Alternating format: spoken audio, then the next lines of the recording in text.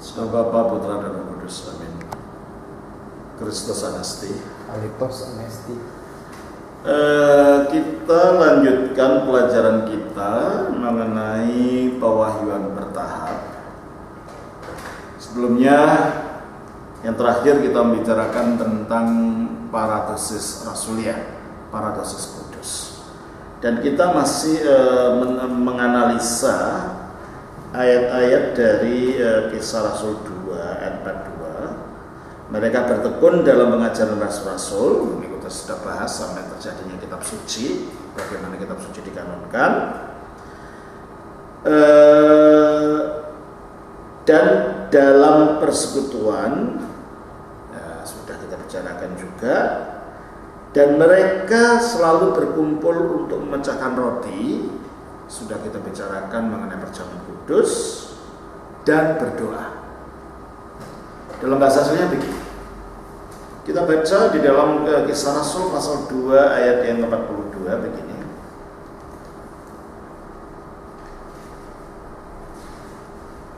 Kisah Rasul 2 ayat 42 dikatakan demikian. Mereka bertekun dalam pengajaran rasul-rasul dan dalam persekutuan, dan mereka selalu berkumpul untuk memecahkan roti dan berdoa.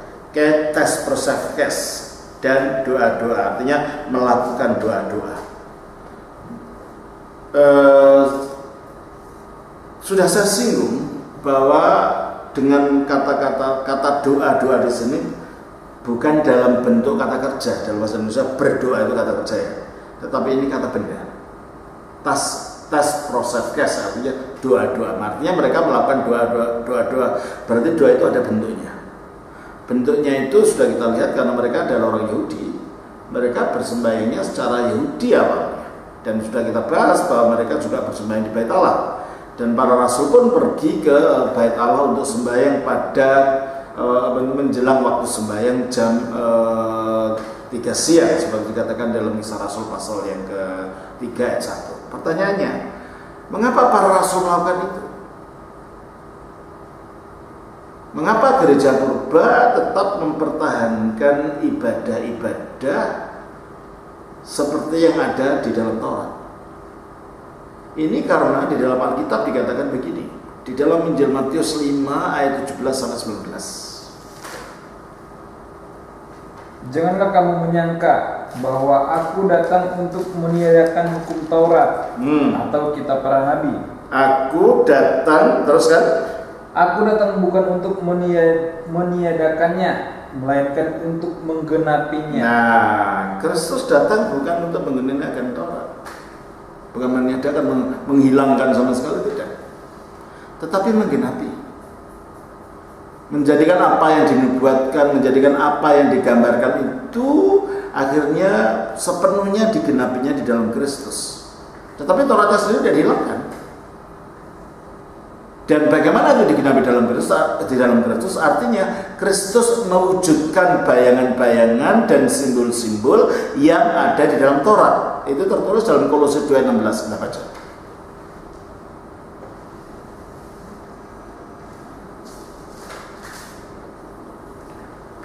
Karena itu janganlah kamu biarkan orang menghukum kamu mengenai makanan dan minuman, atau mengenai hari raya, bulan baru, ataupun hari Sabat. Semuanya ini hanyalah bayangan dari apa yang harus datang, sedang wujudnya ialah Kristus. Nah, semua perayaan-perayaan Yahudi itu bayangan, wujudnya Kristus. Maka Kristus datang bukan untuk menghilangkan Taurat itu sama sekali tidak, tetapi untuk menggenapi, artinya bayangannya dijadikan wujud, yaitu dalam Kristus. Oleh karena itu ibadah-ibadah itu tidak langsung dibuang begitu saja, tidak. Karena kita belajar dari awalnya ibadah intinya adalah pada korban, ya kan?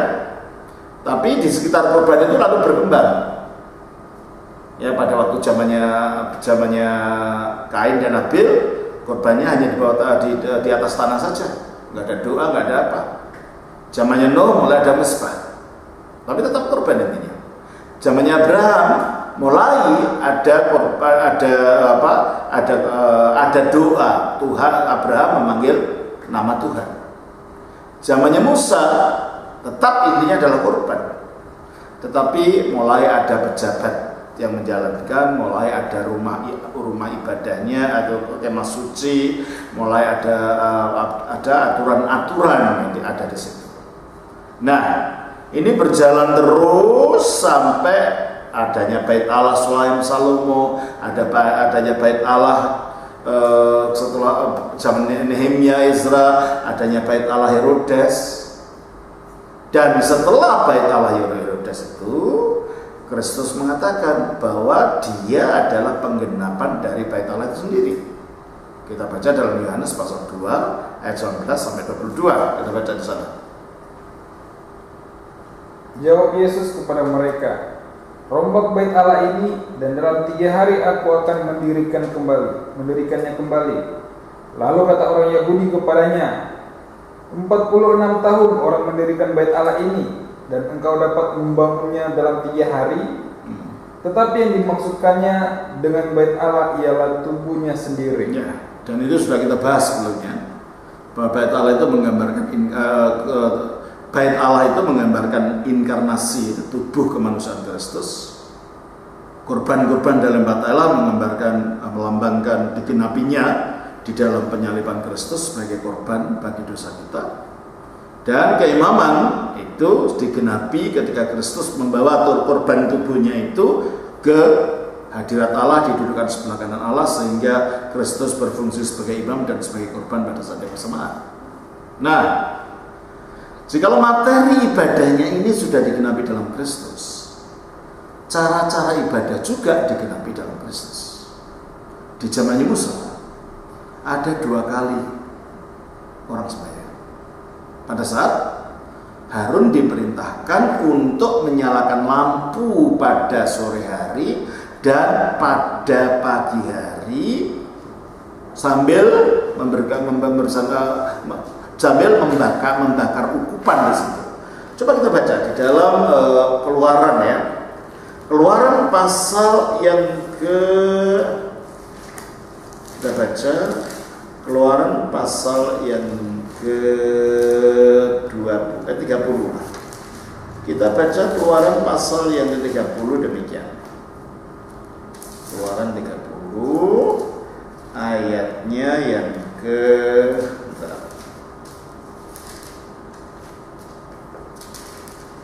30 ayatnya, mulai kita baca lah ayat yang ke-1.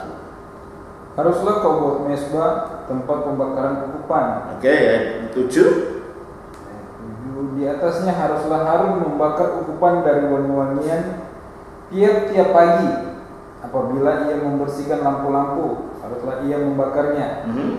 Juga apabila Harun memasang lampu-lampu itu pada waktu senja, haruslah ia membakarnya sebagai ukupan yang tetap di hadapan Tuhan di antara kamu turun-temurun. Jadi ada 2 kali setiap harinya pelayanan Harun, pelayanan imam, yaitu membakar ukupan pada pagi hari sambil menyalakan lampu, dan pembakaran ukupan pada sore hari, ya, membersihkan lampu pada pagi harinya, dan pada sore hari memasang lampu-lampu itu untuk membakar ukupan. Nah, kalau kita lihat di dalam Lukas pasal 1 ayat 9 dan 10, kita baca di sana.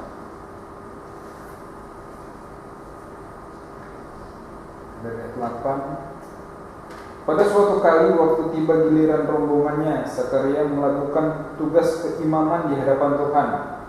Sebab ketika diundi, sebagaimana lazimnya untuk menentukan imam yang bertugas, dialah yang ditunjuk untuk masuk ke dalam bait suci dan membakar ukupan. Sore dia kelihatannya. Terus sementara itu seluruh umat berkumpul di luar dan sembahyang. Nah, jadi pada saat imam membakar ukupan, itulah saatnya umat sembahyang. Sehingga pada zamannya Musa ada 2 kali sembahyang, yaitu sembahyang pagi ketika imam menyalakan, membersihkan lampu sambil membakar ukupan dan ada kurban juga. Dan ibadah sore ketika imam memasang lampu-lampu dan membakar ukupan. Nah, pada saat itu umat berdoa. Nah, dua sembahyang ini akhirnya menjadi sembahyang jemaah setiap hari kalau ada gereja bersambut, yaitu pada sore hari yang disebut sebagai, kalau bahasa Yunani, esperinos, sembahyang senja. Dan kalau bahasa Latinnya menjadi vespers.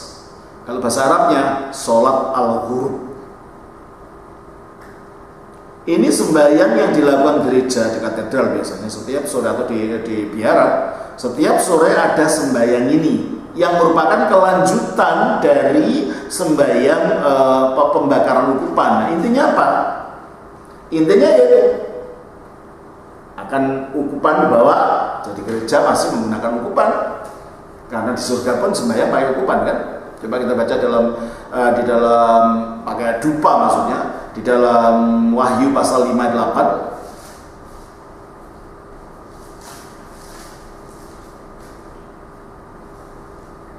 Ketika ia mengambil gulungan kitab itu, tersungkurlah keempat makhluk dan ke-24 tua-tua itu di hadapan anak domba itu, masing-masing memegang satu kecapi dari satu cawan emas penuh dengan kemenyan. Itulah doa orang-orang. Nah, jadi ketika kemenyan dibakar atau dupa dibawa dalam ukupan pada waktu sembahyang senja itu, sembahyang esperinos atau sholat ghurub ini, ada nyanyiannya yang diambil dari Mazmur 141. Ya Tuhanku berseru padamu. Terus dikatakan, biarlah doaku sebagai persembahan dupa ukupan. Jadi dupa ukupan ini sama seperti di tiap wahyu itu adalah sebagai simbol doa yang naik ke atas ke Allah. Di surga masih ada dupa di sana. Dan ketika malaikat Gabriel datang ke Zakaria, dia sedang membakar dupa. Dan ketika orang Majus datang kepada Kristus, dia juga mempersembahkan dupa. Jadi dupa itu dalam perjanjian baru tidak pernah dikatakan tidak boleh digunakan lagi. Tidak ada itu. Malah dilanjutkan sampai ke surga, menembus surga. Demikian juga kita baca dalam Wahyu 85. Wahyu 85. Lalu malaikat itu mengambil pedupaan itu, mengisinya dengan api dari mesbah dan melemparkannya ke bumi. Berarti ada perdupaan, itu intinya. Bahkan ibadah di surga itu ada perdupaan. Nah, itulah sebabnya maka sembahyang pagi dan sembahyang sore ini menjadi sembahyang berjemaah utama tiap hari dalam gereja. Yang pertama adalah sore hari disebut sembahyang senja, bahasa Indonesianya saya terjemahkan sebagai sembahyang senja, yang berasal dari kata sembahyang esperinos bahasa Yunani atau vespers bahasa Latin, atau sholat al-ghurub dalam bahasa Arab, yang intinya adalah persembahan dupa dan penyalaan lampu. Oleh karena itu pada waktu sembahyang ini nanti akan dibaca Mazmur 104 waktu lampu dimatikan. Dan ketika dupa dibawa, dupa diangkat oleh imam, waktu imam mengatakan hikmat tegak bangkitlah, lampu dinyalakan, lalu menyanyi terang gembira kemuliaan suci. Ini kelanjutan daripada ibadah sore ketika imam membakar dupa. Demikian juga sebagai ibadah pagi. Intinya juga adalah persembahan dupa ini, sama seperti yang dilakukan dalam Torah. Itulah ibadah utama secara berjamaah di dalam gereja yang berasal dari ibadah Torah, tetapi yang sudah diberi makna baru di dalam gereja. Nah, di samping itu kelihatannya ada juga doa-doa pribadi yang akhirnya diperkembangkan di dalam sinagoga, bukan di Bait Allah sendiri, tapi di sinagoga. Sinagoga itu apa? Ya kalau gampangannya ya paralelnya kayak di Islam gitu, ada Ka'bah di Mekah, itulah Bait Allah. lalu ada masjid-masjid dan surau-surau di sekitar, di seluruh dunia. Nah, sinagoga itu seperti surau-surau itu. Bait Allah itu seperti Ka'bah di Mekah sana. Itu ya, itu bedanya. Ada sembahyang di Bait Allah yang intinya korban, dan ada sembahyang sinagoga yang intinya adalah pembacaan Taurat dan doa-doa tadi. Nah, di samping ada dua doa utama, yaitu sembahyang senja dan sembahyang pagi. Di dalam Alkitab juga dikatakan mengenai ada doa 7 kali sehari. Kita baca dari Mazmur pasal 119 ayat 164. Kita baca di sana. 7 kali dalam sehari aku memuji Engkau. Gereja Purba dari awal mengerti ayat ini sebagai doa 7 kali sehari secara literal. Ini dilakukan secara pribadi di kamar masing-masing, atau boleh juga kalau ada teman bisa berdoa bersama. Tapi di dalam gereja nggak mungkin ya, dalam gereja kalau dia ini karena di masyarakat, karena orang harus kerja kan. Jadi bisa ke sembahyang di gereja, biasanya kalau gereja besar katedral hanya sembahyang sore atau sembahyang pagi, itu pun kalau memungkinkan. Kalau tidak, biasanya sembahyang Sabat sore kita melakukan, sembahyang Sabat hari Sabtu kita melakukan sembahyang senja ini. Tetapi pribadi bisa dilakukan di rumah 7 kali sehari. Nah, mengapa 7 kali? Karena 7 kali ini memperingati peristiwa-peristiwa dalam hidup Kristus. Kita ingat bahwa pada akhirnya semua ibadah kita pusatnya harus Kristus. Semua dogma kita pusatnya ada Kristus. Maka ibadah juga begitu. Ibadah itu 7 kali gimana penghitungannya? Pertama adalah jam pertama, disebut jam pertama itu jam 5 sampai jam 6 gitu ya. Itulah saat matahari terbit yang melambangkan peringatan kelahiran Kristus sebagai terang dunia, dan bangkitnya Kristus dari kuburan menyatakan terang kepada dunia. Itu adalah peringatan Natal dan Paskah setiap hari yang kita lakukan. Lalu jam ketiga, yaitu jam 9 pagi, itulah saatnya Roh Kudus turun. Karena Roh Kudus turun pada jam itu. Coba kita baca di dalam Kisah Rasul 2 ayat yang ke-15. Kisah Rasul 2 ayat 15. Orang-orang ini tidak mabuk seperti yang kamu sangka, karena hari baru pukul 9. Nah, jadi pada pukul 9 itulah Roh Kudus turun, dan itu kita lakukan sembahyang jam ketiga, yaitu jam 9 pagi. Mengapa disebut jam ketiga? Itu penghitungan jam zaman Romawi. Disebut jam ketiga. Nah, terus jam ke-6 itu jam 12 siang, yaitu saat Kristus disalibkan. Coba kita baca di dalam Matius pasal yang kita baca Matius pasal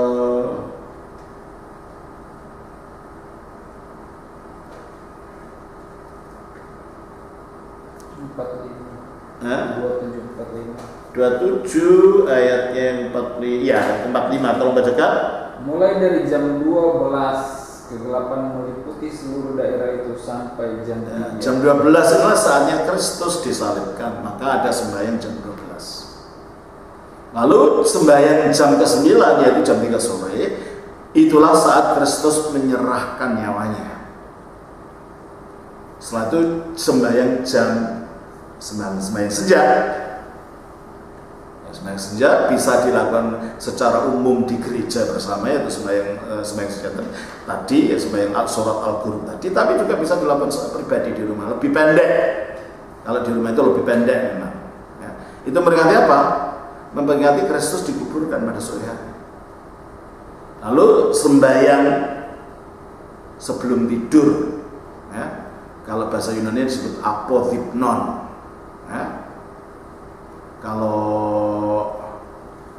di dalam bahasa Latin disebut sebagai completarium, artinya completarium atau compline bahasa Inggrisnya, itu adalah untuk melengkapi hari. Kita harinya udah lengkap mau tidur, sembahyang akan tidur, itu memperingati bahwa kita ikut mati bersama Kristus. Lalu terakhir adalah sembahyang jam 12 malam. Memperingati apa? Memperingati Kristus akan datang seperti pencuri di tengah malam. Jadi 7 kali sembahyang ini adalah merupakan lingkaran sembahyang yang menyatukan kita dengan peristiwa Kristus dari lahirnya, bangkitnya sampai kedatangannya lagi yang kedua. Nah, jikalau yang 7 kali ini tidak bisa dilaksanakan, maka ada cara lain menurut kitab suci. Kita baca dalam kitab Nabi Daniel. Di dalam kitab Nabi Daniel pasalnya yang ke-6 ayat 11, tolong bacakan. Demi didengar Daniel bahwa surat perintah itu telah dibuat, pergilah ia ke rumahnya. Dalam kamar atasnya ada tingkap-tingkap yang terbuka ke arah Yerusalem. 3 kali sehari ia berlutut berdoa serta memuji Allah seperti biasa yang 3 kali sehari dia berlutut berdoa dan memuji Allah. Jadi kalau memang 7 kali tidak bisa dilakukan 3 kali sehari. Yaitu sembahyang pagi, sembahyang siang, sembahyang malam. Kalau yang 3 kali pun tidak bisa dilaksanakan, itu bisa 2 kali dengan cara sembahyang sore, sembahyang siang, dan sembahyang pagi jadikan satu, lalu sembahyang sore, atau sembahyang siang dijadikan dengan sembahyang sore, sembahyang pagi sendiri. Dengan demikian kita mempunyai waktu untuk selalu sembahyang. Bisa dilakukan bersama, bisa dilakukan sendiri di rumah. Ada caranya memang, ya. Tapi dalam pelajaran ini kita tidak menunjukkan caranya, kita hanya menunjukkan apa sih kehidupan dalam gereja. Nah, di samping sembahyang-sembahyang ini, seperti dalam Israel juga, ada sembahyang perayaan berwujud perayaan. Nah, coba kita lihat di dalam Imamat pasal 23. Cara bangsa Israel merayakan pengalaman sejarah mereka adalah dengan cara mengadakan perayaan. Coba kita baca, ya. Kita baca dari ke Imamat pasal 23.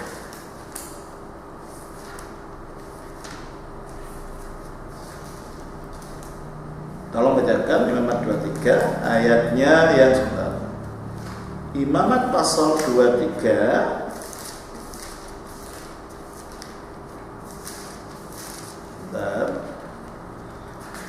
ayatnya yang ke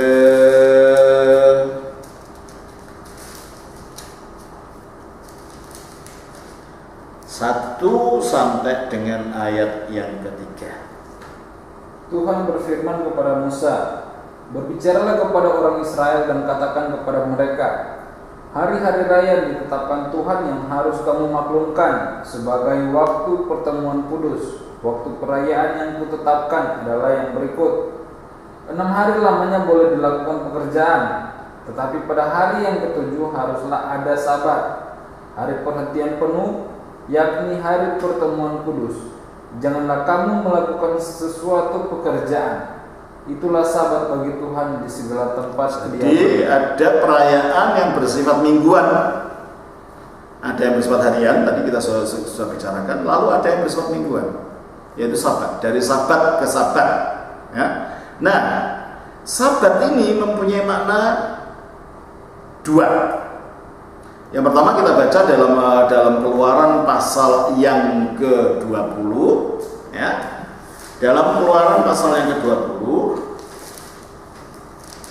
ayatnya yang kita lihat di sana. 20 ayatnya yang ke-8. Ingatlah dan kuduskanlah hari Sabat. Mengapa? Ayat 11. Sebab 6 hari lamanya Tuhan menjadikan langit dan bumi, laut dan segala isinya, dan ia berhenti pada hari ke-7. Sebab itulah sebabnya Tuhan memberkati hari Sabat dan jadi menurut hati ini hari Sabat dirayakan untuk memperingati karya penciptaan alam ini oleh Tuhan. Satu. Mana yang lain? Di dalam Ulangan pasal 5. Di dalam Ulangan pasal 5 dikatakan begini. Ayatnya yang ke Ulangan 5 ayatnya ayat ke 12. Tetaplah ingat dan kuduskanlah hari Sabat seperti yang diperintahkan kepadamu oleh Tuhan Allahmu. Terus 6 hari lamanya engkau akan bekerja dan melakukan segala pekerjaanmu. Tetapi hari ke-7 adalah hari Sabat Tuhan. terima kasih. Mengapa? Ayat 15. Sebab haruslah kau ingat bahwa engkau pun dahulu budak di tanah Mesir, dan engkau dibawa keluar dari sana oleh Tuhan Allahmu dengan tangan yang kuat dan tangan yang teracung. Terus? Itulah sebabnya Tuhan Allahmu memerintahkan engkau merayakan hari Sabat. Iya toh? Jadi menurut Ulangan, orang Israel diperintahkan merayakan Sabat karena mengingat pelepasan, penebusan mereka dari Firaun. Jadi ada dua pengertian. Sabat itu tujuannya adalah memperingati penciptaan dan memperingati penebusan. Nah, kalau gitu apa ini masih berguna untuk orang Kristen? Berguna tapi dalam arti baru. Karena kita ini menjadi ciptaan baru di dalam Kristus. Kita baca di dalam 2 Korintus 5:17.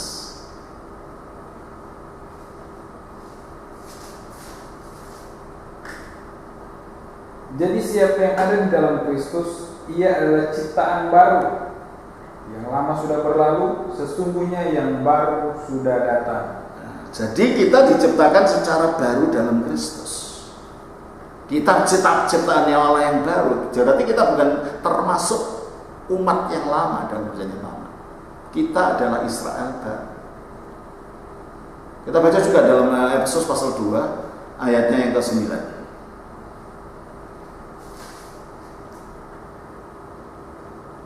Itu bukan hasil pekerjaanmu. Jangan ada orang yang memegahkan diri. Ayat 10. Karena kita ini buatan Allah, diciptakan dalam Kristus. Nah, kita ini diciptakan dalam Kristus, berarti melalui karya Kristuslah kita ini menjadi umat yang baru tadi. Karya yang bagaimana? Karya penyalipannya, penguburannya, dan kebangkitannya. Yang melalui itu kita ditebus dari manusia lama menjadi manusia baru. Padahal Kristus melakukan karyanya itu dia pada hari Sabtu, mulai dari Minggu Palem ya. Minggu Palem, Sabtu, Senin Kudus, Selasa Kudus, Rabu Kudus, Kamis Kudus, Jumat Agung. Selama 6 hari. Jadi Kristus memulihkan kita, menciptakan kita ulang juga 6 hari seperti ketika ciptaan pertama terjadi. Pada hari ke-7, seperti Allah dalam perjanjian lama itu beristirahat, Kristus pun beristirahat dalam kuburan. Jadi ketika kita memperingati Sabat, kita tidak memperingati Sabat lama, kita memperingati Sabat baru, perhentian Kristus di dalam kuburan. Tetapi karena perhentian Kristus dalam kuburan itu bukan puncak karyanya. Puncak karyanya itu kebangkitan yang terjadi hari Minggu. Jadi Sabat Kristus itu adalah persiapan untuk hari Minggu. Hari Minggu bukan pengganti Sabat. Sabat tetap hari Sabtu, oleh karena itu tetap kita rayakan. Ya, kalau gerejanya sudah lengkap semuanya ya memang dirayakan di gereja. Hari Sabtu kita ada sembahyang Sabat namanya. Baru hari Minggu itu adalah hari Tuhan, hari kebangkitan yang disebut secara teologis hari ke-8. Mengapa hari ke-8? Ya, ke-8 itu hari di luar waktu, artinya kekekalan sudah masuk ke dalam dunia. Berarti sembahyang Sabatnya orang Kristen Ortodoks itu untuk mempersiapkan hari Tuhan yang adalah hari Minggu, di mana perjamuan kudus dirayakan. Jadi kalau orang Israel hanya punya perayaan Sabat karena perhentian itu secara jasmani, kita Sabat yang dilanjutkan dengan hari Minggu, yaitu hari Tuhan. Berarti kita punya perayaan dari minggu ke minggu. Kalau mereka punya Sabat ke Sabat. Karena Sabat kita adalah memperingati kematian Kristus ketika dia mati di dalam kuburan. Makanya kita rayakan itu. Nah, mengapa begitu? Ya, seperti yang saya katakan tadi dalam Matius 7:12-15, Kristus sendiri mengatakan bahwa dia bukan datang untuk merombak Taurat dan para nabi, Sehingga dalam kaitannya dengan memahami benar ilahi melalui perayaan-perayaan atau hari sebagaimana yang ada dalam Taurat di atas, tetap tidak dirombak atau diabaikan caranya. Jadi caranya tetap, yaitu diperhatikan hari-harinya, tetapi intinya yang beda. Intinya bukan pengalaman sejarahnya Israel lagi, tapi sejarahnya Kristus. Makanya Sabatnya juga memperingati Kristus, bukan memperingati keluarnya Israel dari tanah Mesir. Ya. Terus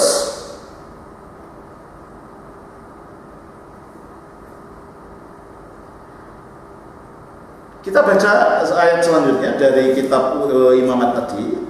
Ya. Dalam Imamat tadi ayatnya yang keberapa? Pasal 23 ayat selanjutnya,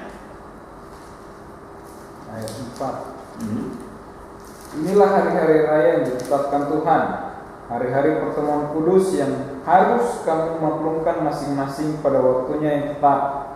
Dalam bulan yang pertama, pada tanggal 14 bulan itu, pada waktu senja ada Paskah bagi Tuhan. Ya tak? Hari Paskah. Ini adalah perayaan tahunan.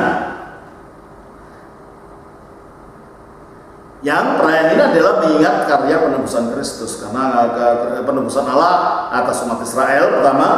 Coba kita baca dalam Ulangan 5 12-15. Ulangan 5 pasal ayat 12-15. Tetaplah ingat dan kuduskanlah hari Sabat seperti yang diperintahkan kepadamu oleh Tuhan Allahmu. 6 hari lamanya engkau akan bekerja dan melakukan segala pekerjaanmu. Tetapi hari ketujuh adalah hari Sabat Tuhan Allahmu. Maka jangan melakukan sesuatu pekerjaan, engkau atau anakmu laki-laki atau anakmu perempuan, atau hambamu laki-laki atau hambamu perempuan, atau lembumu atau keledaimu, atau hewanmu yang manapun, atau orang asing di tempat kediamanmu, supaya hambamu laki-laki dan hambamu perempuan berhenti seperti engkau juga. Sebab haruslah kau ingat bahwa engkau pun dahulu budak di tanah Mesir, dan engkau dibawa keluar dari sana oleh Tuhan Allahmu dengan tangan yang kuat dan lengan yang teracung. Itulah sebabnya Tuhan Allahmu memerintahkan engkau merayakan hari Sabat. Oke, hari Sabat ini peringatan pelepasan bangsa Israel dari jajahan Firaun yang adalah lambang iblis, kerja paksa yang lambang dosa, dan malaikat maut yang akan membunuh orang Israel yang tidak mau bertobat. Itu lambang maut. Dan mereka dilepaskan dari maut kalau ada anak domba Paskah disembelih. Darahnya diusapkan di daun pintu. Dan kalau malaikat maut melihat daun pintu itu, mereka dilewati. Nah, kata dilewati itu bahasa Ibraninya Pesah.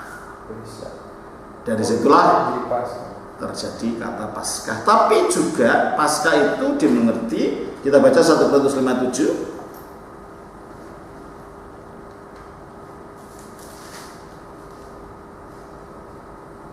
Buanglah ragi yang lama itu, supaya kamu menjadi adonan yang baru, sebab kamu memang tidak beragi.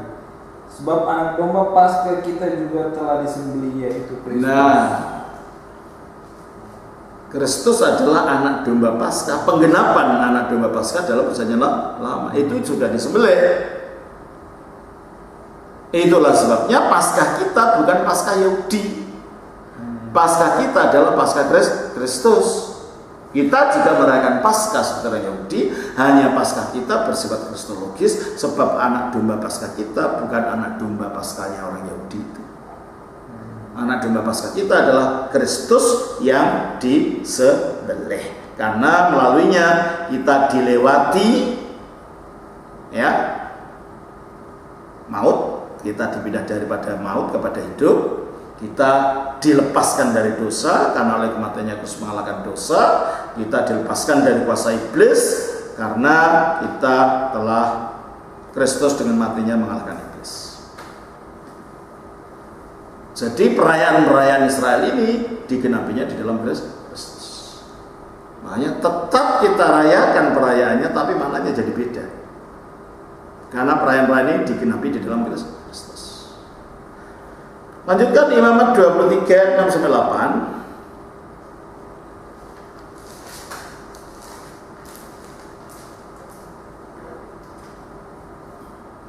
Dan pada hari yang ke-15 bulan itu ada hari raya roti tidak beragi bagi Nah, tadi kan di dalam 1 Korintus 5 dikatakan janganlah makan dengan ragi. Itu mengingatkan perayaan hari raya roti tidak beragi.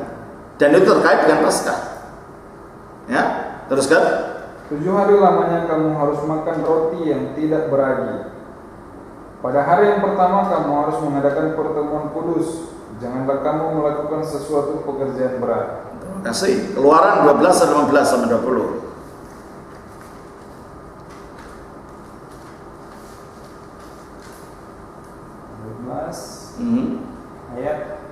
Ayat 15 sampai 20. Kamu makanlah roti yang tidak beragi 7 hari lamanya.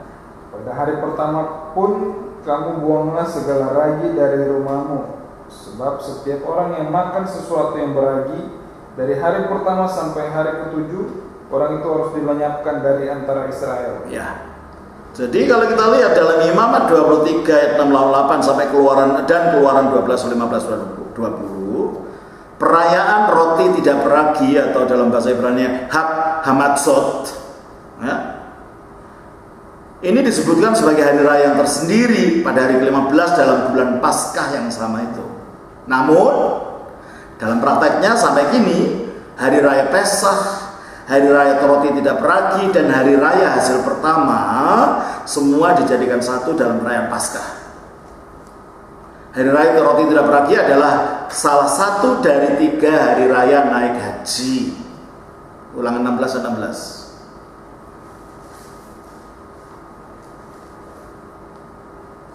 Ulangan 16 dan 16.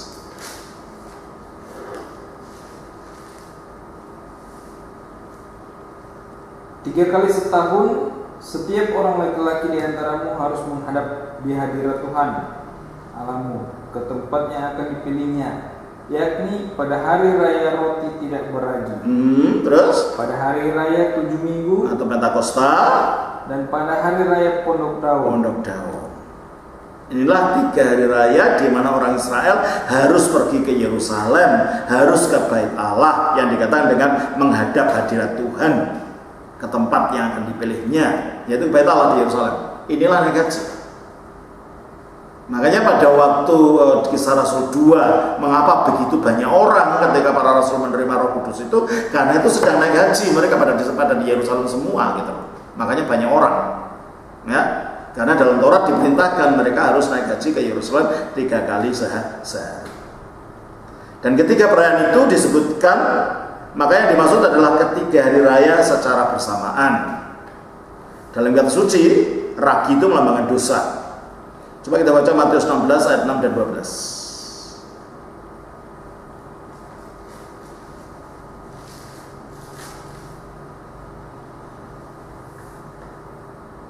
Yesus berkata kepada mereka, berjaga-jagalah dan waspadalah terhadap ragi orang Farisi dan Saduki. Oke, ayat yang ke-12.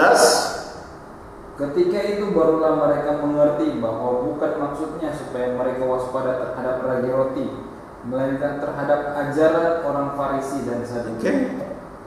Jadi ragi adalah pengaruh yang buruk, dosa, ajaran yang tidak benar menurut kitab suci, ya. Yaitu kemunafikan, pamer kesalehan, senang dipuji, merasa paling benar, congkak, merendahkan orang lain, munafik, cinta akan uang, dan lain-lain. Maka prakteknya kita adalah sekarang hidup baru, tidak lagi hidup dalam dosa. Maka dikatakan dalam 1 Korintus 5:8, supaya kita baca.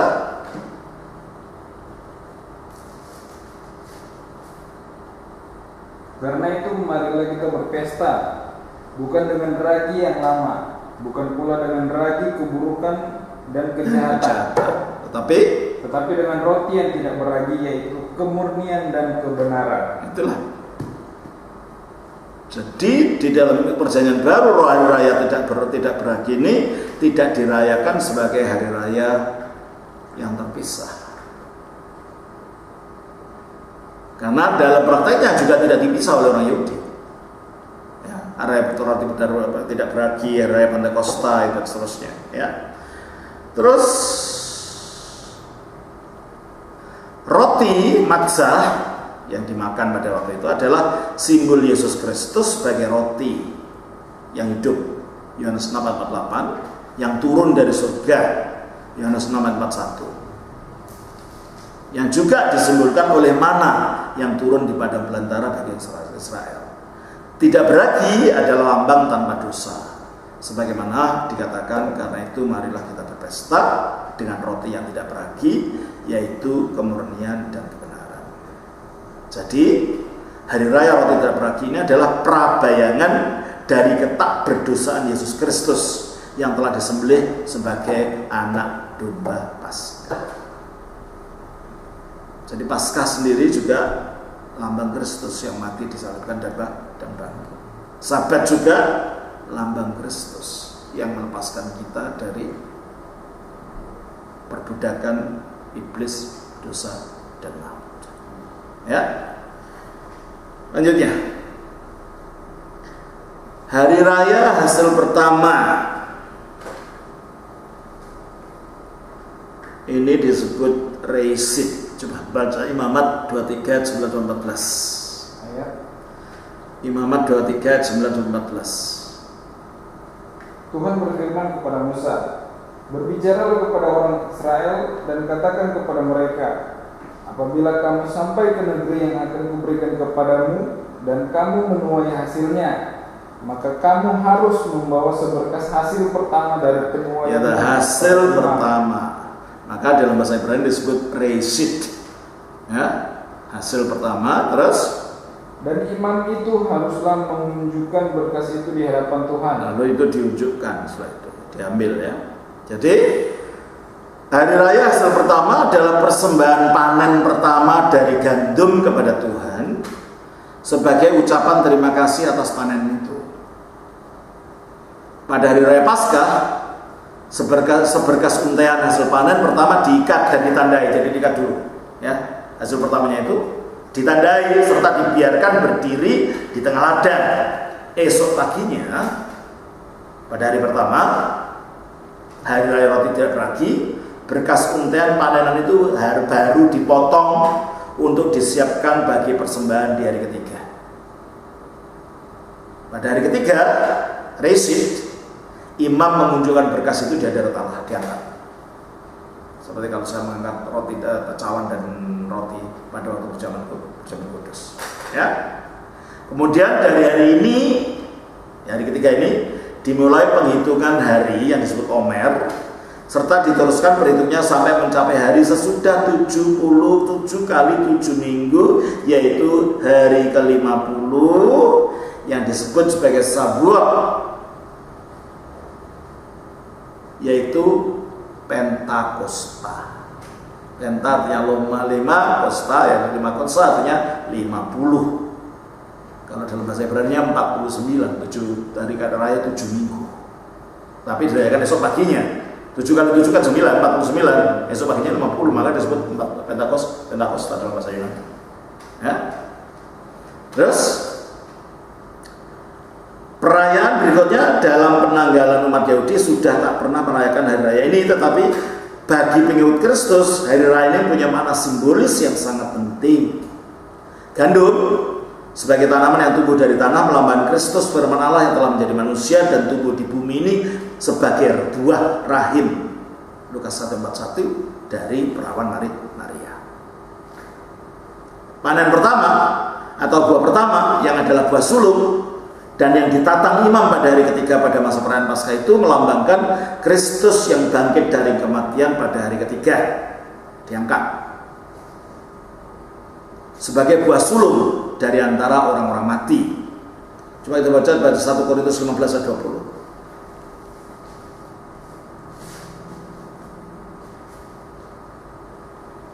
1 Korintus 15 ayat 20. Tetapi yang benar ialah bahwa Kristus telah dibangkitkan dari antara orang mati. Sebagai yang sulung dari orang-orang yang telah meninggal. Kristus pun sulung diangkat. Makanya itu diangkat, gandumnya diangkat pada hari ketiga. Itu sebagai buah sulung. Jadi perayaan hasil pertama ini pun adalah merupakan prabayangan Kristus yang digenapi oleh Kristus melalui kebangkitannya. 1 Korintus 15 ada 3. Tetapi tiap-tiap orang menurut urutannya, Kristus sebagai buah sulung. Ya. Kita baca lagi di dalam Kolose 1:15.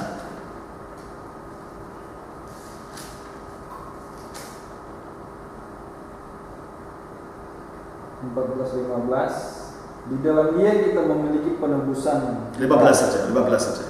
Ia adalah gambar Allah yang tidak kelihatan, yang sulung lebih utama dari segala. Jadi perayaan buah sulung ini melambangkan Kristus sebagai yang sulung bangkit dari antara orang mati. Ya. Terus jadi telah kita katakan bahwa hari raya Paskah dan hari raya roti tak beragi serta hari raya hasil pertama itu dirayakan bersama. Itu dikarenakan hari raya Paskah itu memprabayangkan kemenangan Kristus atas dosa, penyalibannya, atas iblis kematiannya, dan atas maut kebangkitannya. Dan hari raya roti tidak beragi itu memprabayangkan ketiadaan dosa pada diri Kristus. Serta hari raya hasil pertama memprabayangkan kebangkitan Kristus itu sendiri dari kematian sebagai satu kesatuan peristiwa yang tak dapat dipisah-pisah. Makanya ini dirayakan bersama.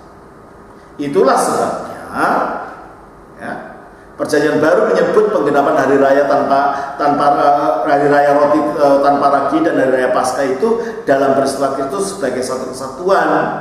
Coba baca lagi dari 1 Korintus 7 dan 8.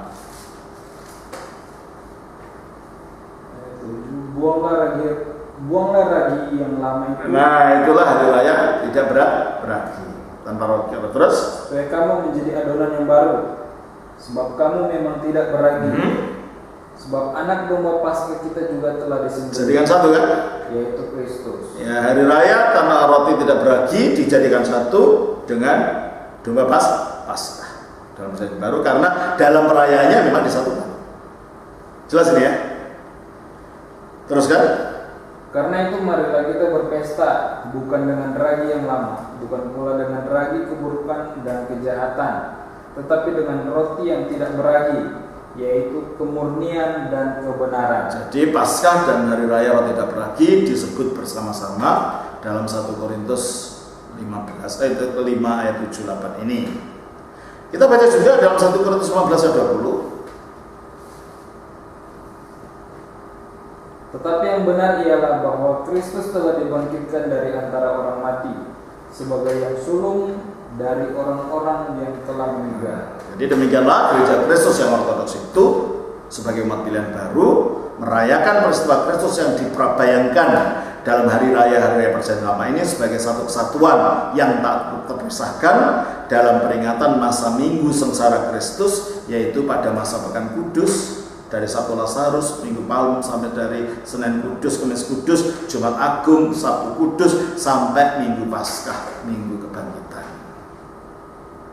Semuanya digenapinya dalam Kristus, peristiwa Kristus. Terus kita baca Imamat pasal yang ke-23 ayat 15 sampai 22. Kemudian kamu harus menghitung mulai dari hari sesudah Sabat itu, yaitu waktu kamu membuat berkas persembahan unjukan, harus ada genap 7 minggu. Iya tak? Terus sampai pada hari sesudah Sabat yang ke-7, kamu harus hitung 50 hari. Pentakosta kan?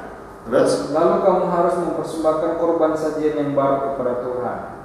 Dari tempat kediamanmu, kamu harus membawa 2 buah roti unjukan yang harus dibuat dari 2/10 eva tepung yang terbaik dan yang dibakar sesudah dicampur dengan ragi sebagai hulu hasil bagi Tuhan.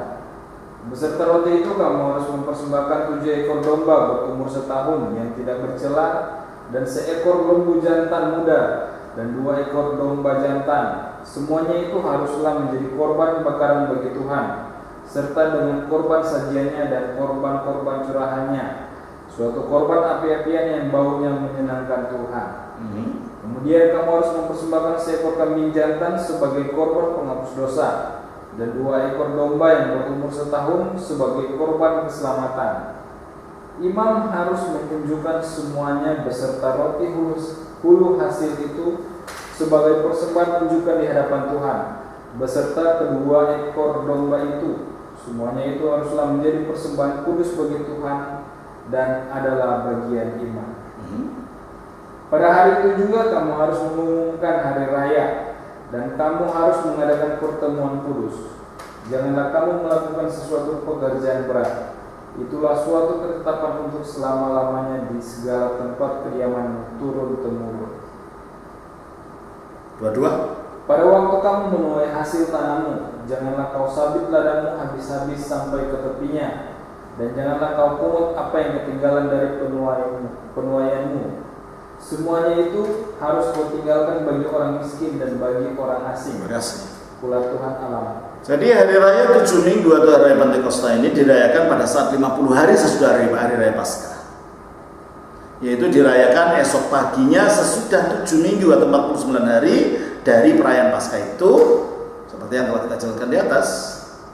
Sehingga hari raya ini disebut sebagai hari raya Pentakosta yang artinya 50. Juga hari raya ini dikenal sebagai hari raya panen. Sehingga untuk mengingat hal ini dalam gereja Rasulia yang ortodoks, pada setiap saat peringatan hari raya Pentakosta, gedung gereja dihias dengan daun-daun, bunga-bunga dan buah-buahan. Ini adalah saatnya bangsa Israel untuk mempersembahkan bulir-bulir baru dari panen gandum musim panas kepada Tuhan. Inilah saatnya menunjukkan sukacita dan ucapan syukur atas berkat panenan dari Allah. Dengan perkembangan waktu, hari raya ini juga dianggap sebagai hari raya diturunkannya Taurat atau Matan Torah dalam bahasa Ibrani di Gunung Sinai. Karena hari raya ini diyakini bersamaan dengan waktu Taurat diberikan kepada Nabi Musa. Jadi orang Israel merayakan hari Pentakosta sebagai hari raya turunnya Taurat.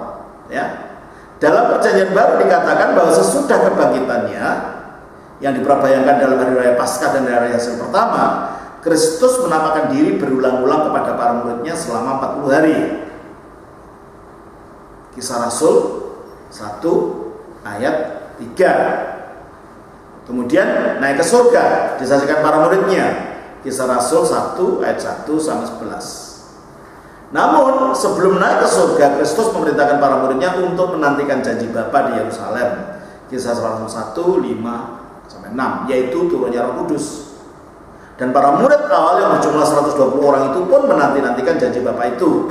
Kisah Rasul 1 ayat 12 14. Dan ternyata janji Bapa itu dipenuhi pada hari Pentakosta ketika umat Israel dari seluruh dunia sedang melakukan ziarah atau naik haji ke Yerusalem, karena hari raya 7 minggu itu adalah salah satu dari 3 hari raya haji yang harus diharuskan untuk dirayakan umat Israel di Bait Allah Yerusalem dengan turunnya Roh Kudus itu pada para murid. Kisah Rasul 2 ayat 1-4. Dengan demikian, hari turunnya Taurat digenapi dengan hari turunnya Roh Kudus, sehingga manusia sejak saat itu masuk dalam zaman baru, yaitu zaman Roh Kudus, zaman gereja, dan bukan zaman hukum Taurat lagi. Sebagaimana dikatakan di dalam 2 Korintus 3 ayat 6-8. Coba kita baca.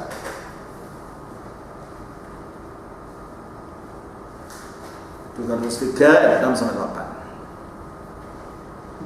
Ialah membuat kami juga sanggup menjadi pelayan-pelayan dari suatu perjanjian baru. Perjanjian baru tidak terdiri dari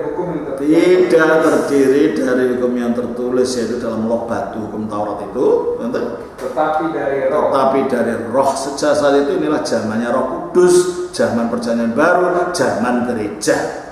Terus, sebab hukum yang tertulis mematikan, tetapi roh menghidupkan. Pelayanan yang memimpin kepada kematian terukir dengan huruf pada loh-loh batu. Namun demikian kemuliaan Allah menyertainya waktu ia diberikan. Sebab sekalipun pudar juga cahaya muka Musa begitu cemerlang, sehingga mata orang-orang Israel tidak tahan menatapnya. Oke, biarpun hukum Taurat itu akan pudar dan tidak membawa kehidupan, toh disertai kemuliaan gitu loh. Ketika Musa turun, wajahnya bersinar. Terus, jika pelayanan itu datang dengan kemuliaan yang demikian, betapa lebih besarnya lagi kemuliaan yang menyertai pelayanan. Nah, berarti kalau gitu pelayanan roh yang pelayanan perjanjian baru, pelayanan dalam gereja itu lebih besar daripada pelayanan Musa. Tetapi toh itu tetap disertai kemuliaan.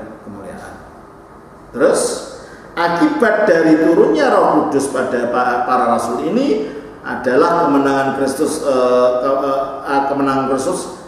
atas kematian diberitakan. Kisah Rasul 2 ayat 32 33 ya kan. Dan jumlah mereka bertambah kira-kira 3.000 jiwa. Kisah Rasul 2 ayat 41. Dengan demikian pada saat itu terjadi panen jiwa-jiwa baru secara besar-besaran. Jadi hari raya 7 minggu yang merayakan panen gandum digenapi dengan panen jiwa sebagai hari lahirnya gereja Kristus, serta yang merayakan turunnya Taurat digenapi dengan turunnya Roh Kudus, dan penggenapannya inilah yang sampai sekarang dirayakan oleh gereja Kristus yang rasulia dan ortodoks itu. Jelas ya? Luar biasa kan? Bagaimana ini?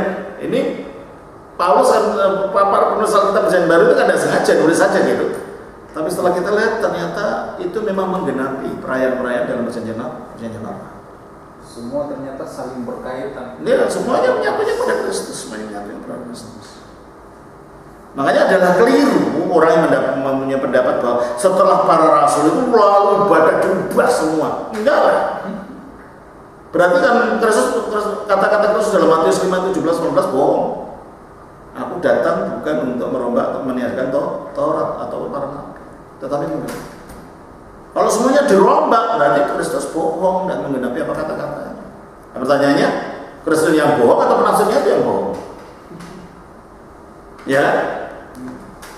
Terus kita baca selanjutnya dari Imamat 23 sampai 25.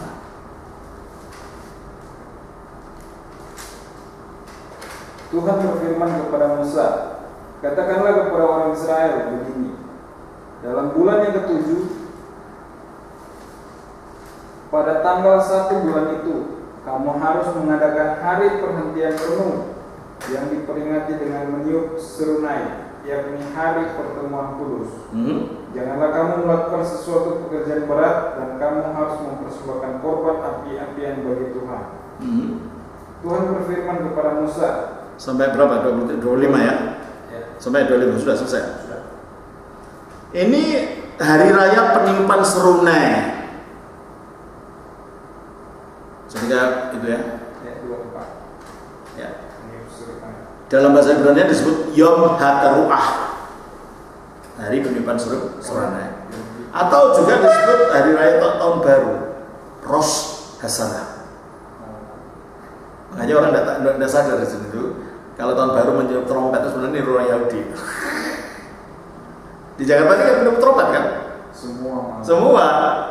Padahal itu adalah dari Alkitab gitu. Bahwa kalau hari raya tahun baru ini mereka meniup trompet, ya.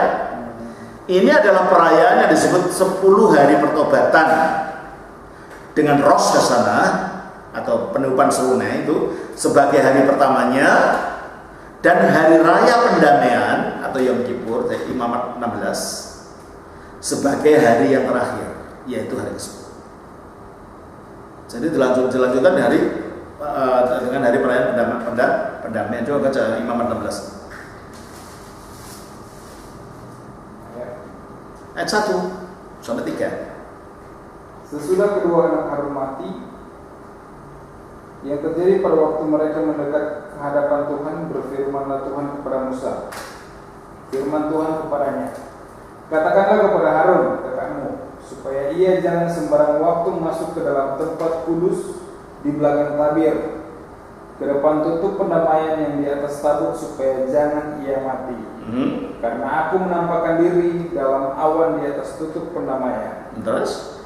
Beginilah caranya Harun masuk ke dalam tempat kudus itu, yakni dengan membawa seekor lembu jantan muda untuk korban penghapus dosa dan seekor domba jantan untuk korban bakaran. Terus? Ia harus mengenakan kemeja lenan yang kudus, dan ia harus menutupi auratnya dengan celana lenan, dan ia harus memakai ikat pinggang lenan dan berlilitkan serban lenan.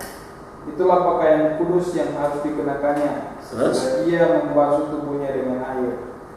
Dari umat Israel itu ia harus mengambil 2 ekor kambing jantan. Nah ini 2 ekor kambing ini, yang satu disembelih, yang satu dilepaskan ke Azazel. Inilah hari raya perdamaian. Jadi ini dilakukan 10 hari pada saat hari raya peniupan serunai. Ya. Nah, sebagai hari terakhir dari perayaan, jadi berlanjutan gitu ya. Awalnya adalah peniupan serunai selama 10 hari ini masa bertobat, lalu hari ke-10 diadakan perayaan ini, dan pada saat itu diadakan puasa. Coba ayat yang 28 dan 9.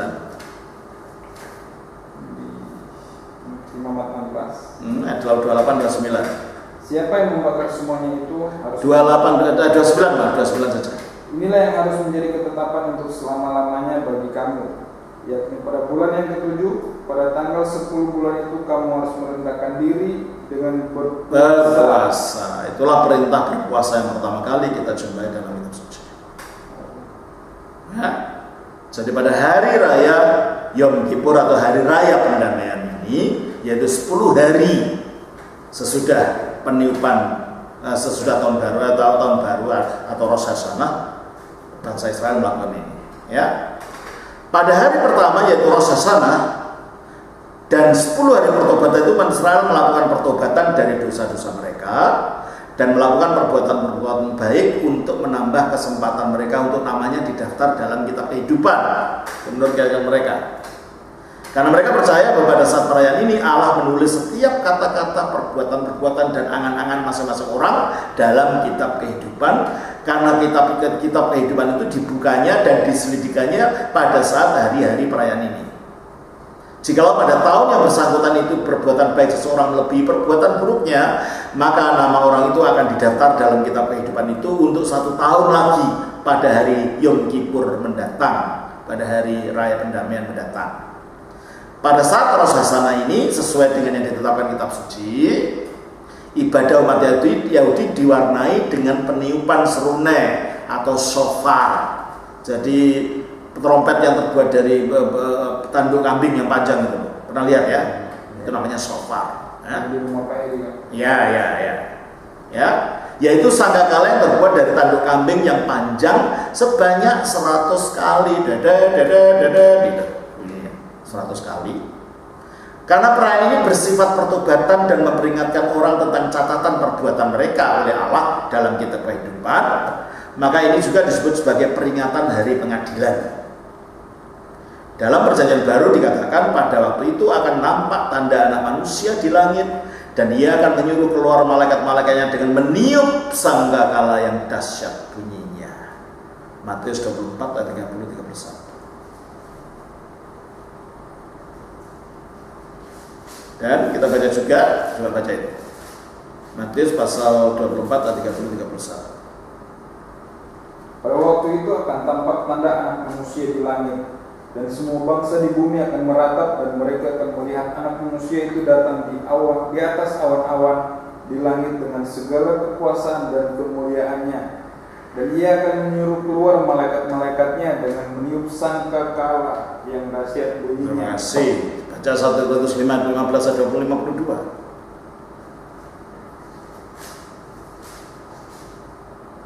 1 Korintus 15 ayat 52.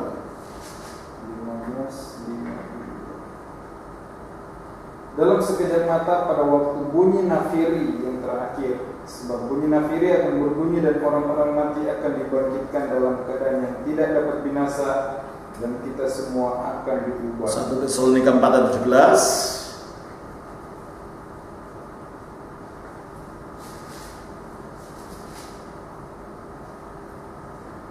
Sesudah itu kita yang hidup, yang masih tinggal akan diangkat bersama-sama dengan mereka dalam awan menyongsong Tuhan di angkasa. Bukan, ayat 17. Ya. Coba ayat 16. 16. Sebab pada waktu tanda diberi, yaitu pada waktu penghulu malaikat berseru, dan sangkakala Allah berbunyi. Nah, jadi kalau ini kelihatannya ini ayat Matius 17, 24, ke 1 Korintus 15, 1 Tesalonika 4 ini berbicara mengenai peristiwa yang sama. Kedatangan Kristus dan kebangkitan manusia. Jadi sebenarnya 1 Korintus 4:16 ini tidak berbicara tentang pengangkatan gereja. Bukan. Itu berbicara tentang kebangkitan manusia. Jadi ajaran pengangkatan gereja, orang diangkat terus itu nggak ada dalam Alkitab. Itu tafsiran yang keliru saja. Gereja dibebaskan dari apa?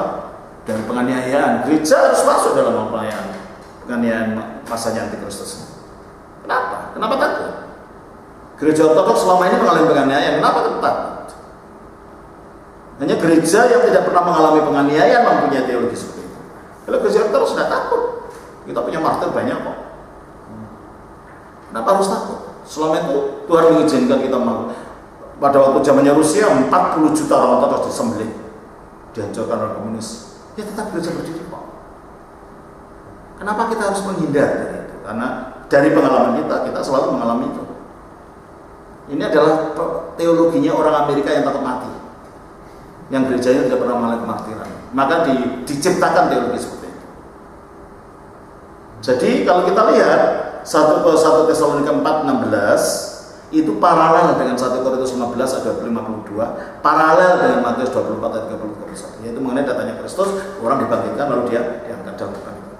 Tidak berbicara tentang pengangkatan seperti yang dimiliki dalam ajaran-ajaran gereja saat ini. Itu tidak pernah ada dalam ajaran. Jadi pengangkatan itu sebenarnya tidak pernah ada. Tidak pernah ada ajaran itu. Oke? Jadi kita melihat bahwa bunyi sangkakala ini dikaitkan dengan datangnya Kristus. Jadi perayaan peniupan serunai itu adalah prabayangan tentang akhir zaman. Oh, jadi termasuk rencana Allah ini. Iya. Dari awal. Iya. Seperti itu. Iya. Jadi dan melalui Kristus inilah yang pada saat ia datang dengan disertai bunyi sangkakala atau nafiri ini, Allah menetapkan suatu hari pada waktu mana ia dengan adil akan menghakimi dunia. Kisah Rasul 17 ayat 1. Sebab Bapa tidak menghakimi siapapun, melainkan ia telah menyerahkan penghakiman itu seluruhnya kepada Anak. Yohanes 5:22. Sehingga kita semua harus menghadap tahta pengadilan Kristus. 2 Korintus 5 ayat 10. Dengan demikian, perayaan peniupan serunai itu adalah memprabayangkan tiupan sangkakala atau nafiri dari para malaikat pada saat kedatangan Yesus yang kedua untuk menghakimi dunia sesuai dengan tema perayaan ini sebagai peringatan hari pengadilan. Coba luar biasa kesatuan ajarannya. Kan dikatakan perayaan ini adalah perayaan peringatan hari pengadilan juga kan tadi. Dan ternyata kedatangan Kristus dengan disertai tiupan sangkakala itu juga hari pengadilan. Berarti perayaan peniupan serunai ini adalah prabayangan dari kedatangan Kristus yang kedua. Ya. Dalam kaitannya dengan keyakinan bahwa pada hari perayaan serunai atau Rosh Hashanah ini Allah menulis setiap kata-kata, perbuatan-perbuatan dan angan-angan masing-masing orang dalam kehidupan itu. Perjanjian Baru mengatakan bahwa yang ada terdapat kitab kehidupan anak domba, Wahyu 21 ayat 27. Dan hanya mereka yang namanya tertulis dalam kitab itu yang boleh masuk ke dalam Yerusalem yang baru itu. Dan mereka yang tak ditemukan namanya tertulis dalam kitab kehidupan, ia dilemparkan ke dalam lautan api itu. Wahyu 20 ayat 15. Caranya supaya nama kita tertulis dalam kitab kehidupan bukanlah dengan perbuatan baik kita sendiri sekali setahun diperiksa dan diselidiki oleh Allah, namun dengan beriman pada Kristus sehingga kita dapat mendengar perkataan Dia yang mengatakan, bersukacitalah karena namamu ada terdaftar di surga. Lukas 10 ayat 20. Sehingga kita menjadi teman sewarga bersama jemaat anak sulung yang namanya terdaftar di surga. Ibrani 12 ayat 3. Dalam gereja Ortodoks, perayaan peringatan Hari Pengadilan ini dilakukan pada saat minggu keempat pada masa persiapan masuk masa puasa agung atau dasa itu Prapaskah, dalam mempersiapkan Paskah yang disebut Minggu Penghakiman Akhir. Jadi Rosh Hashanah ini kita rayakan pada perayaan Minggu Penghakiman Akhir, di mana nats Injil yang dibaca memang mengenai kedatangan Kristus yang kedua untuk menghakimi segenap manusia pada waktu perayaan itu. Matius 25 ayat 31-6. Sedangkan tindakan pertobatan memohon ampun kepada Allah sebagaimana yang diperbayangkan dalam perayaan Rosh Hashanah itu dilakukan pada hari Minggu berikutnya yang disebut Minggu Pengampunan Dosa, di mana umat bukan saja bertobat kepada Allah, namun juga saling bersalam-salaman dan memeluk satu sama lain, memohon ampun dan maaf atas kesalahan-kesalahan selama 1 tahun yang telah lewat. Rosh Hashanah itu sendiri dapat dipahami sebagai simbol bukan hanya sekedar datangnya Kristus, datangnya tahun baru, namun juga simbol akan datangnya langit baru dan bumi baru. 2 Petrus 3:13, Wahyu 21 ayat 1, pada saat kedatangan Kristus yang kedua nanti. Peniupan seruni atau shofar sebagai aba-aba datangnya tahun baru dan masa pertobat itu dalam gereja Ortodoks dilaksanakan dengan dalam bentuk aba-aba, bukan berwujud peniupan trompet apapun, tetapi berwujud isi pengajaran yang terkandung dalam bacaan Injil yang selama 3 minggu berturut-turut mendahului Minggu Penghakiman Akhir, yaitu 1 Minggu Sakeus, Lukas 9 ayat 10, 1-10, yang memberi aba-aba pada kita bahwa masa puasa sudah hampir tiba. Maka biarpun selama setahun yang lalu kehidupan kita rohani kita sama cebolnya seperti Sakeus, sudah waktunya kita memanjat naik untuk bertemu Yesus seperti yang dilakukan Sakeus melalui pelaksanaan puasa yang kita lakukan. Jadi ini aba-abanya betul bacaan. Jadi kalau sudah namanya Minggu Sakeus berarti sudah mulai puasa. Apa suara? Ada suara? Telepon. Yang kedua, Minggu orang Farisi dan Minggu orang pemungut cukai, Lukas 18 ayat 19 ini dibaca, yang memberi aba-aba kepada kita bahwa karena masa puasa yang akan datang ini adalah kesempatan bagi kita untuk memanjat pada ketinggian rohani, maka kita harus meninggalkan sikap congkak, munafik dan sombong rohani seperti yang dilakukan si orang Farisi, dan harus penuh kerendahan hati bertobat pada Allah seperti yang dilakukan si pemungut cukai, dan mulai meninggalkan kehidupan duniawi yang hanya berpusat pada harta benda. Terus yang terakhir Minggu Anak Hilang, Lukas 15 ayat 11-32. Berarti ini saatnya kita kembali. Jadi dipersiapkan dengan 3 minggu sebelum masuk hari pertobatan, yaitu Minggu Sakeus, Minggu orang Farisi, pemungut cukai dan orang Farisi, dan Minggu Anak Hilang. Nah, inilah bagaimana Rosh Hashanah ini dirayakan di dalam gereja Ortodoks. Yang 7 yang terakhir, Hari Raya Pendamaian yang kita sebut tadi. Ya. Coba kita baca Imamat 23, 26-32.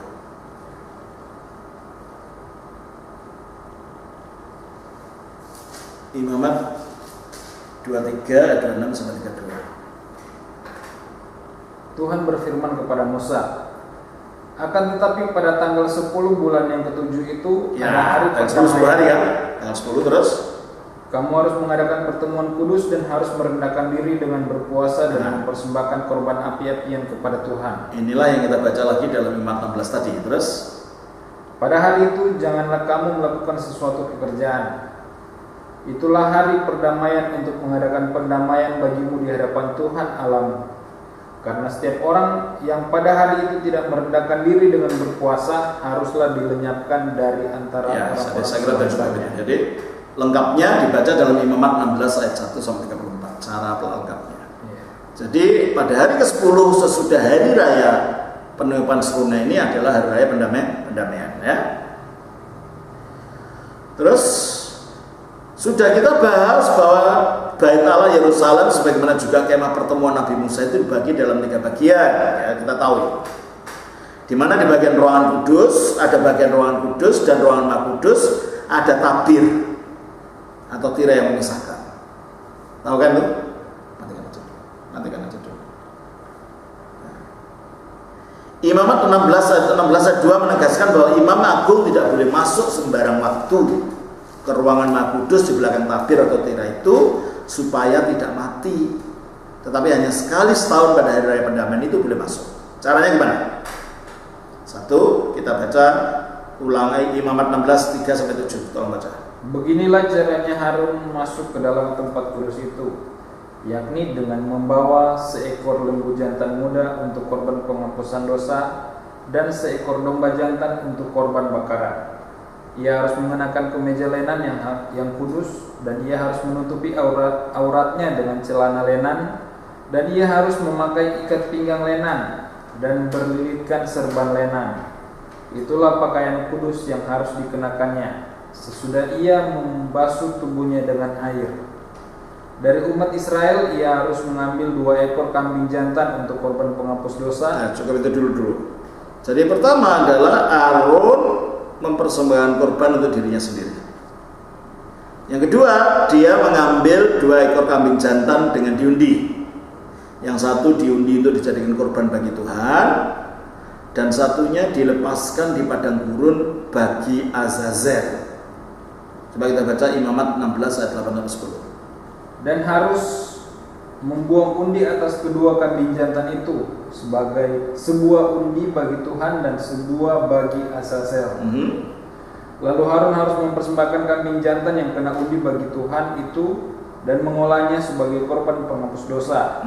Ini adalah simbol Kristus yang mengorbankan dirinya untuk mengalahkan dosa.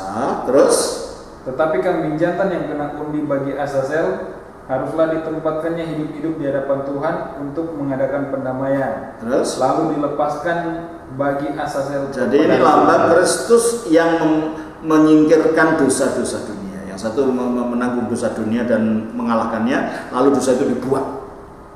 Jadi kambing ini dilambangkan membawa dosanya manusia, dilempar ke padang gurun, dilepas ke padang gurun. Lambang Kristus menghilangkan dosa manusia, menyingkirkan dosa manusia. Ya. Yang ketiga, kita baca di dalam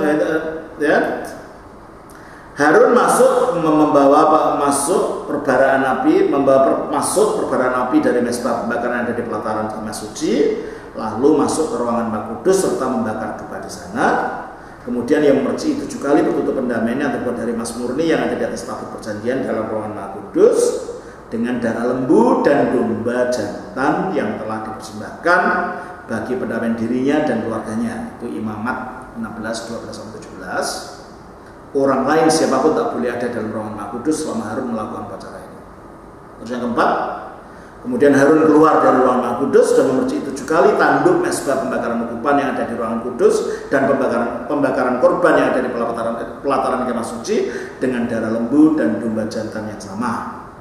Imamat 16:18-20. Jadi dia bawa dulu darahnya, lalu dibawa keluar lagi. Ya, terus 5.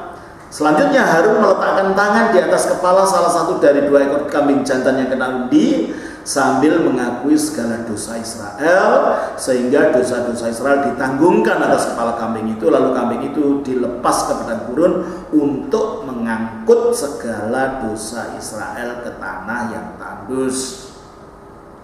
Kristus menanggung dosa kita lalu menyingkirkan dosa kita, ya. Imamat 16:21-23. Terus 21-22.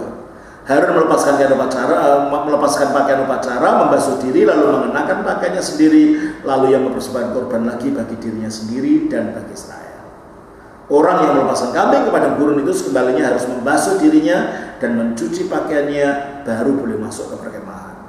Imamat 16 ayat 23-26. 7. Sisa tubuh lembu dan kambing jantan yang darah yang digunakan untuk mercik itu untuk pendamaian dan mezbah harus dibakar habis, dan orang-orang yang membakarnya harus mencuci pakaiannya dan membasuh tubuhnya. Imamat 16:27-28. Sementara itu umat Israel harus melakukan puasa dan perendahan diri. Imamat 16:29 di hadapan Allah, serta perhentian total, tidak boleh bekerja apapun, karena itu hari-hari pendamaian bagi pentahiran Israel. Imamat 16:31-34. Namun sesudah bait Allah di Yerusalem dihancurkan oleh Jenderal Titus pada tahun 70 Masehi, umat Yahudi tak dapat lagi mempersembahkan korban-korban seperti yang ditetapkan di atas bagi pendamaian dosa mereka. Maka umat Yahudi masa kini menggantikan ketetapan firman Allah dalam Imamat 5:16 sampai ayat 1-3 itu dengan ibadah rekaan mereka sendiri, yaitu dengan sembahyang, memberikan dana amal dan perbuatan-perbuatan baik lainnya dengan harapan untuk menyingkirkan hukuman atas dosa-dosa mereka. Selama sehari Yom Kippur ini umat Yahudi berpuasa. Banyak dari antara mereka yang seharian akan berada di sinagoga berdoa bagi dosa-dosa mereka. Langsung sudah ibadah senja mereka akan berbuka puasa. Nah, bagaimana penanggapan kita sebagai orang Kristen? Bait Allah di Yerusalem itu diperkenankan Allah untuk dihancurkan, sebab bait Allah yang hidup Yesus Kristus telah datang. Tidak perlu lagi itu.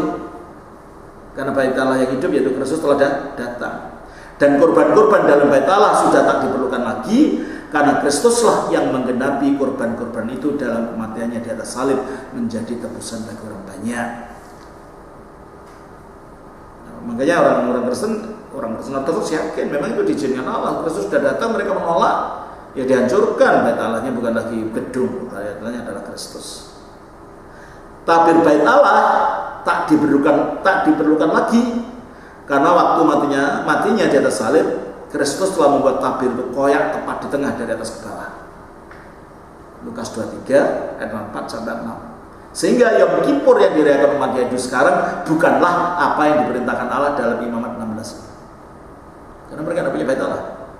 Gimana melaksanakan? Karena mereka tidak punya apa lagi. Tapi mereka tidak sadar bahwa itu sudah digenapi dengan datanya Kristus. Kristuslah imamnya, Kristuslah baitnya, Kristuslah korbannya. Maka diizinkan hancur langsung setelah mereka menolak Kristus. Perjanjian baru dalam Ibrani 9 ayat 11-28 mengatakan Kristus telah datang sebagai imam besar. Ia telah melintasi kemah yang lebih besar dan lebih sempurna, yang bukan dibuat oleh tangan manusia. Ia telah masuk satu kali untuk selama-lamanya ke dalam tempat yang kudus, bukan dengan membawa darah domba jantan seperti Harun kan, dan darah lembu, tetapi dengan membawa darahnya sendiri. Terus kita baca juga di dalam ayat Ibrani yang tetap pasal yang sama, ayat yang 24. Kristus bukan masuk ke dalam tempat kudus buatan tangan manusia, tetapi ke dalam surga sendiri untuk menghadap hadirat Allah guna kepentingan kita. Dia bukan masuk berulang-ulang mempersembahkan dirinya sendiri seperti Harun kan, berulang-ulang mempersembahkan korban. Sebagaimana memang besar setiap tahun masuk ke dalam tempat kudus dengan darah yang bukan darahnya sendiri. Sekarang ia hanya satu kali saja menyatakan dirinya pada saat akhir zaman untuk menghapuskan dosa oleh korban. Pula Kristus hanya satu kali saja mengorbankan dirinya untuk menanggung dosa banyak orang. Sesudah itu ia akan menyatakan dirinya sekali lagi tanpa menanggung dosa untuk menganugerahkan keselamatan kepada mereka yang menantikan. Jadi perayaan Yom Kippur, perayaan Hari Raya Pendamaian itu sudah digenapi dalam Kristus. Jadi semua perayaan ini ternyata wujudnya adalah Kristus. Dari ayat-ayat di atas kita temukan kebenaran-kebenaran sebagai berikut dalam Kristus sebagai penggenap dari apa yang diperbayangkan dalam perayaan Yom Kippur itu. Kristus ya. Coba baca Ibrani 10 ayat 19-20. Membacakan. Jadi saudara-saudara, oleh darah Yesus kita sekarang penuh keberanian dapat masuk ke dalam tempat kudus, karena Ia telah membuka jalan yang baru dan yang hidup bagi kita melalui tabir, yaitu dirinya sendiri. Nah, kalau tadinya tabir itu menghalang sehingga orang tidak sembarangan boleh masuk, nanti mati kalau masuk ke tabir itu. Sekarang tabir itu sudah dirobek dan tabir itu digantikan tubuhnya Kristus sendiri. Jadi melalui tabir tubuhnya Kristus kita justru bisa masuk. Oh, jadi Yesus ini sebagai penghubung. Iya. Jadi kalau tabir yang lama penghalang ini penghubung, malah membuka jalan. Luar biasa kan?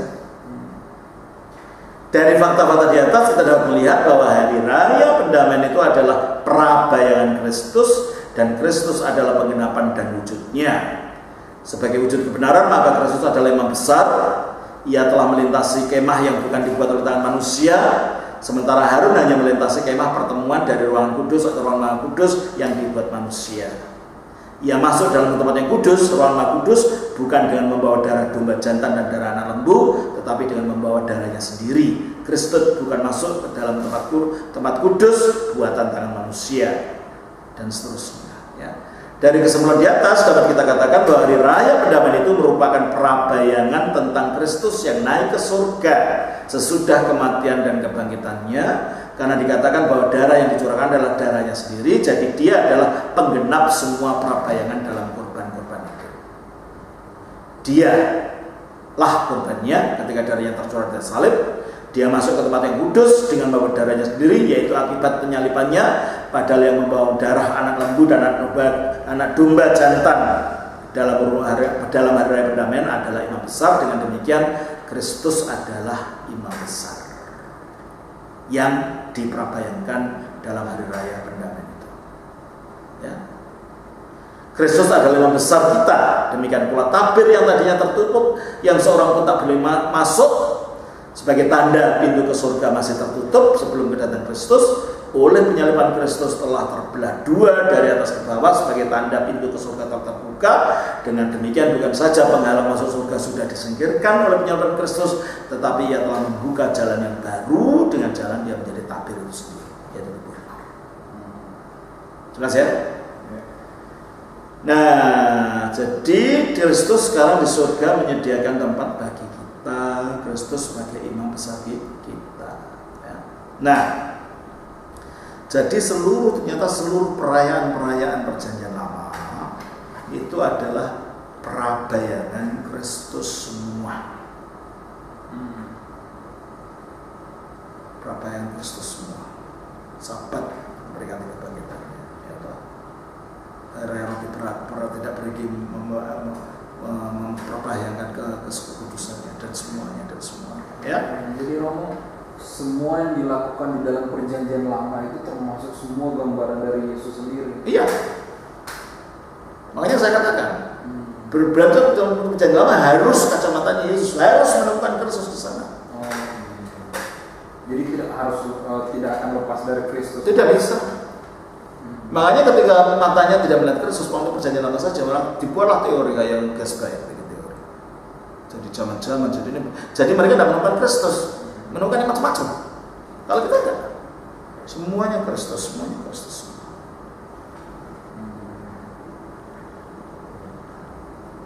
Jelas ya? Nah,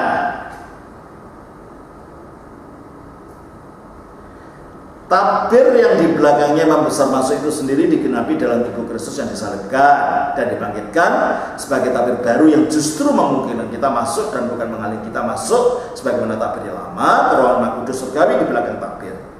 Maka dalam Gereja Ortodoks, peringatan akan kenaikan Kristus sebagai penggenapan hari raya pendamaian yang didahului hari raya peniupan serunek sebagai saat pertobatan dalam tahun baru itu didahului dengan persiapan peringatan pemberitaan penyaliban, kematian dan kebangkitan Kristus pada saat Pekan Kudus dan Paskah melalui puasa dan pertobatan, sebagaimana hari raya pendamaian juga disertai puasa dan pertobatan dalam masa puasa catur dasar selama 40 hari, bukan hanya sehari seperti yang dilakukan dalam hari raya pendamaian, karena kita puasa meneladani Kristus yang berpuasa 40 hari. Matius 4 ayat 2. Sebelum pelayanan di muka umum yang berpuncak pada peristiwa Minggu Sengsara. Adapun masa puasa agung ini setiap minggunya mempunyai tema teologinya sendiri-sendiri. Minggu pertama disebut Minggu Ortodoksia.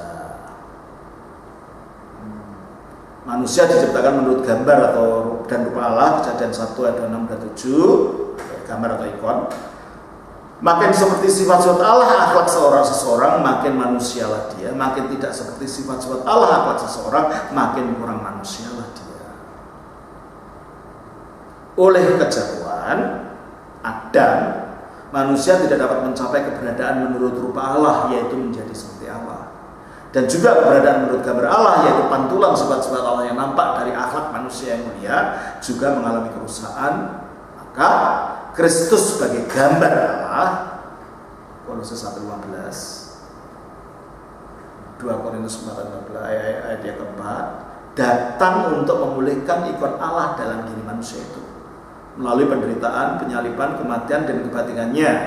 Sekarang dalam puasa catur dasa ini kita sedang menyongsong karya pemulihan ikon Allah pada manusia oleh sang ikon Allah sejati itu selama Pekan Kudus. Maka kita diajak gereja melalui puasa agung ini untuk memulihkan ikon Allah dalam diri kita yang telah menjadi kotor dan rusak melalui keteledoran dan dosa-dosa serta pelanggaran kita selama setahun melalui pertobatan dan puasa ini. Ini tema pertama ya. Terus yang kedua, minggu kedua disebut Minggu Gregorius Palamas. Keselamatan bagi mencapai keberadaan menurut rupa Allah, yaitu menjadi seperti Allah, yaitu ikut ambil bagian dalam kudrat ilahi, 2 Petrus 1:4, dari keberadaan menurut gambar Allah. Tetapi yang telah kabur dan rusak akibat kejahatan Adam itu tidak bisa dicapai dengan perbuatan manusia sendiri, tetapi oleh kasih karunia Allah. Efesus 2:8-9. Maka untuk memulihkan gambar dan rupa Allah dalam diri kita sebagai keselamatan dalam Kristus, sebagai akibat keselamatan dari Kristus, sebagai penerapan karya penebusan Kristus oleh penderitaan, penyaliban, kematian dan kebangkitannya itu dalam diri kita juga hanya mungkin terjadi oleh kasih karunia Allah. Jadi kan hilang tadi, rusak. Gambar dan rupa Allah itu bukan hilang, rusak. Dipulihkan lagi. Untuk menuju tujuan dasaran itu menjadi seperti rupa Allah, menjadi mengambil bagian dari rupa Allah. Nah, maka supaya ikon Allah dalam kita itu bisa pulih, kita perlu kasih karunia. Ya. Nah, kasih karunia ini adalah apa? Daya energi Allah yang bekerja dalam kita. Maka kita tidak bisa mengembalikan ikonnya Allah kalau tidak ada daya energi. Bapak gereja yang menegaskan tentang ajaran energi ilahi itu adalah namanya Gregorius Palamas. Maka minggu kedua ini disebut sebagai Minggu Gregorius Palamas. Lalu minggu ketiga disebut Minggu Pengangkatan Penghormatan Salib. Nah, cara kita supaya energi Allah itu bekerja memulihkan kita menuju rupa Allah, yaitu dengan menyalibkan diri. Kita harus rela menyalibkan hawa nafsu kita harus rela melawan dosa. Maka minggu yang ketiga ini disebut Minggu Penghormatan Salib. Lalu minggu yang keempat itu disebut sebagai, ini saya ambil dari tulisan saya yang nanti akan jadi buku, supaya saya nggak usah mikir lagi. Ya, yang minggu keempat disebut sebagai Minggu Yohanes Klimakos. Klimakos itu artinya tangga. Klimaks bahasa Yunaninya tangga. Jadi untuk bisa mencapai puncak menjadi dalam rupa Allah itu, kita harus ada tangga, pelan-pelan berkembang bertumbuh seperti tangga. Dan orang yang menulis tentang tangga rohani bagi mencapai kesucian itu adalah seorang rahib di Gunung Sinai, namanya Yohanes, yang menulis buku judulnya Klimakos, tangga rohani. Maka minggu yang keempat ini disebut Minggu Yohanes Klimakos. Ya. Terus yang terakhir minggu yang kelima itu Minggu Maria dari Mesir. Yang dunia seorang pelacur karena pertobatan sungguh-sungguh sampai dia lari ke padang gurun dan akhirnya 80 tahun kemudian bertemu dengan Romo Sosimus dan dinyatakan dia punya mukjizat yang luar biasa, sampai kalau berdoa dia kakinya sampai tidak menginjak tanah, bisa berjalan di atas air dan segala-galanya. Dari orang berusaha ditransformasi menjadi orang kudus. Nah, kita pun dipanggil supaya menjadi seperti Maria dari Mesir. Itu tujuan akhir kita. Itulah sebabnya minggu ini dikaitkan dengan Maria dari Mesir, disebut sebagai Minggu Maria dari Mesir. Barulah kita masuk Pekan Kudus. Apa itu? Mengingat penciptaan kembali yang dilakukan Kristus selama 6 hari Seperti Allah pada hari pertama, pada penciptaan pertama melakukannya selama 6 hari. Dimulai apa? Sabtu Lazarus. Lalu Minggu Palm memperingati Kristus masuk di Yerusalem, dilulukan dengan orang-orang membawa daun palem. Itu adalah sebenarnya peringatan dari Hari Raya Pondok Daun. Terus Senin Kudus memperingati ketika Kristus masuk mengutuk pohon ara. Lambang Kristus mengutuk kemandulan orang Yahudi. Buahnya, pohonnya tidak ada buahnya. Orang Yahudi kelihatannya wah rimbun dengan segala macam keagamaan, tapi buahnya tidak ada. Jadi terus Selasa Kudus memperingati ketika Kristus kakinya diurapi dengan minyak narwastu oleh wanita tuna susila. Maria. Terus Rabu Kudus itu memperingati kita Kristus dikhianati oleh Yudas Iskariot. Lalu Kamis Kudus pagi kita ada perayaan, ada liturgi suci, memperingati perayaan ulang tahun ditetapkannya perjamuan kudus yang kesekian kalinya. Di samping itu ada pembasuhan kaki Kamis Kudus. Karena saat itu ketika Kristus menetapkan perjamuan kudus itu, sebelumnya dia membasuh kaki murid-muridnya seperti yang terdapat dalam Yohanes 3:13. Lalu Kamis sorenya salib diarak, melambangkan Kristus disalibkan. Lalu salibnya Minggu Jumat pagi ada sembahyang 7 kali yang dilakukan di Kropol secara besar. Apa menggambarkan apa? Nah, kalau orangnya banyak sih, beberapa ekonomi kita tidak lakukan karena gerejanya belum ada dan semua alat-alatnya belum ada, belum kita bisa lakukan. Nanti kalau sudah ada gerejanya, semuanya lengkap bisa kita lakukan. Ya. Di situ memperingati orang-orang yang mengelilingi Kristus ketika Kristus disalibkan. Paginya, sebelum dia diambil oleh Yusuf Arimati. Nanti jam 2 siang kita ada beda lagi. Maka tubuh Kristus diambil, dikafani, lalu dilambangkan dikuburkan. Lalu sorenya kita ganti dengan apa? Ya udah diarak. Terus kita ganti kuburan suci, kerangka suci kita taruh di atas altar. Itu hari Sabtu Kamis. Hari Jumat ada sembahyang. Tidak, salah. Hari Jumat lah yang kita mengambil tubuh Kristus. Tidak, mengurus siangnya, terus sorenya kita arah-arah keranda Jumat malam.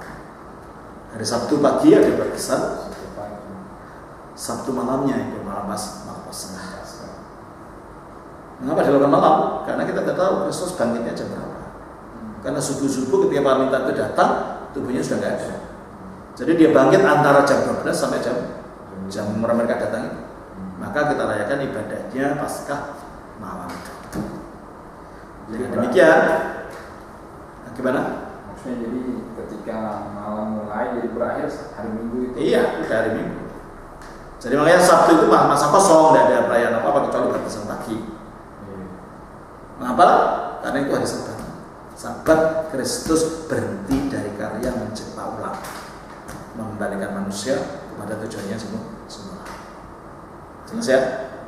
Nah itulah bagaimana perayaan-perayaan perjanjian lama itu akhirnya digenapi di dalam kehidupan Kristus. Nah, makanya keliru orang berarti orang tidak mengerti Injil ketika orang mau kembali merayakan perayaan-perayaan Yahudi, apa itu hanya bayaran. Ada kan sekarang ada gereja-gereja yang mengadakan perayaan Pondok Daun dan lain-lain, padahal sudah digenapi lama dalam gereja. Ya. Terus di samping perayaan yang berkisar sekitar Paskah tadi, kita juga ada perayaan-perayaan yang juga berkisar kehidupan Kristus. Kalau itu puncaknya, karena keselamatan itu sendiri. Tapi kita juga ada memperingati, supaya orang Yahudi memperingati pengalaman mereka, pengalaman keselamatan mereka di dalam gereja Ortodoks juga begitu. Ya, coba ini ada beberapa hal yang perlu saya baca lagi. Demikianlah perayaan-perayaan gereja Ortodoks itu bertumbuh dan berakar dari perayaan-perayaan bangsa Israel yang sudah digenapi di dalam Kristus. Karena Kristuslah yang dirayakan sebagai wujud penggenapan Taurat, dan Taurat itu sendiri tak dibatalkan atau ditiadakan oleh Kristus. Maka dalam cara merayakan Kristus ini, cara-cara yang dilakukan dalam Taurat itu yang dilakukan sebagai berikut. A. Seluruh hari raya yang diperingati dalam Iman 23 itu adalah terkait dengan sejarah dan kehidupan bangsa Israel. Maka perayaan-perayaan dalam gereja Ortodoks itu terkait dengan sejarah dan kehidupan Kristus sebagai penggenapannya. B. Perayaan-perayaan itu dirayakan pada hari tertentu dan bukan di luar hari tertentu itu, dan tidak boleh dirayakan pada hari dan bulan yang lain. Maka dikatakan dalam bulan yang pertama pada tanggal 14 bulan itu pada waktu senja ada Paskah bagi Tuhan, dan pada hari yang kelima bulan itu ada hari raya tidak beragi. Imamat 23, 56. Kemudian kamu harus menghitung mulai dari hari sudah Sabat genap 7 minggu sampai pada hari Sabat 7 dan seterusnya. Ya. Demikianlah pula gereja Ortodoks yang terkait dengan sejarah dan kehidupan Yesus Kristus itu dirayakan pada hari tertentu dan bukan di luar hari tertentu itu, dan tidak boleh dirayakan pada hari dan bulan yang lain, karena itu akan membuat porak-poranda dan kacau balunya irama kehidupan liturgis gereja, serta akan kehilangan makna teologis serta makna spiritualnya perayaan-perayaan tersebut. Makanya kalau Natal tanggal 25 ya tanggal 25, Natal tanggal 6 tidak boleh diubah. Sekarang kan enggak, gereja-gereja Pentakosta apa saja pokoknya masih bulan itu sudah. Kadang-kadang Natal dirayakan sebelum Natal datang, kita tidak bisa. Berarti itu sudah tidak mengikuti aturan Taurat gitu. Berarti sudah seolah-olah menyangkal perkataan Kristus, aku datang bukan meniadakan Taurat, karena mereka meniadakan semuanya. Ya. C. Perayaan-perayaan dalam Iman 23 itu selalu dikaitkan dengan persembahan korban. Padahal korban-korban dalam Taurat itu sudah digenapi dalam penyaliban, kematian, penguburan, dan kebangkitan Kristus yang dirayakan dalam perjamuan kudus. Oleh karena itu perayaan-perayaan Kristus dalam gereja Ortodoks itu selalu dilaksanakan dalam kaitannya dengan perayaan liturgi suci perjamuan kudus. Jelas ya? Karena karya terpuncak dari sejarah kehidupan Kristus itu adalah peristiwa penyaliban, kematian, dan kebangkitannya, maka hari raya terbesar dari iman Kristen Ortodoks itu adalah hari raya Paskah tadi, bagi yang menghormati dan memperingati bangkitan Sang Kristus dari antara orang mati. Adapun perayaan-perayaan mengenai Kristus di luar Pekan Kudus dan hari Pekan Paskah ini dalam gereja Ortodoks dibagi dalam 12 perayaan agung gereja yang terkait dengan persiapan kedatangan Kristus dan kelahiran Kristus melalui Sang Peran Maria sampai kenaikan Kristus ke surga dengan waktu dan tanggal serta bulan yang telah ditetapkan gereja Ortodoks sejak zaman purba. Ya. Nah, apa perayaan itu? Di dalam gereja Ortodoks masa kini ada 2 jenis kalender yang digunakan untuk menentukan tanggal-tanggal puasa-puasa dan perayaan gereja. Mengapa ada puasa? Ya, karena melanjutkan Taurat. Hanya puasanya bukan puasa Taurat lagi, bukan untuk cari amal atau apa, enggak. Puasanya sebagai penyatuan kepada derita Kristus. Puasa. Ya. Nah, kita ada 2 tanggalan sekarang, yaitu kalender Julian, yaitu kalender yang lebih tua yang digunakan sejak zaman Rasulullah oleh gereja Ortodoks, itu yang digunakan oleh gereja Rusia. Dan kalender Gregorian, yaitu kalender yang lebih muda yang diciptakan oleh Paus Gregorius dari Roma dan berbeda 13 hari lebih awal dari kalender Julian yang dipakai secara internasional pada saat ini. Sebagian gereja Ortodoks ada yang tetap menggunakan kalender lama, termasuk semua gereja-gereja Slavik, Rusia dan Eropa Timur, termasuk juga seluruh gereja-gereja Ortodoks Oriental, Koptik, Syriak, Thomas, India, Ethiopia, dan Armenia. Dan ada juga yang menggunakan kalender baru, terutama gereja-gereja Yunani mengikuti kalender Barat itu. Nah, sekarang apa perayaan itu? Pada tanggal 8 menurut penanggal baru atau tanggal 21 September itu kelahiran Perawan Maria Sang Theotokos yang kita rayakan. Terus pada tanggal 14 atau 27 September itu perayaan pengangkatan salib, yaitu memperingati ketika salib yang terkubur lama itu akhirnya diketemukan oleh Ratu Helena, di mana ada 3 salib waktu itu di Gunung Golgota, karena Yerusalem kan sudah dihancurkan, orang tidak peduli lagi dengan salib itu. Ternyata ada 3 salib diketemukan dikerumuni pohon kemangi, ya. Dan 3 salib tidak tahu mana yang asli. Terus ada orang lumpuh, orang perempuan lumpuh, disuruh menyentuh 3 salib itu. Ketika menyentuh salah satunya dia sembuh, baru dia tahu itu adalah salibnya Kristus, ya. Itu dirayakan pada tanggal 14 atau 27 September. Lalu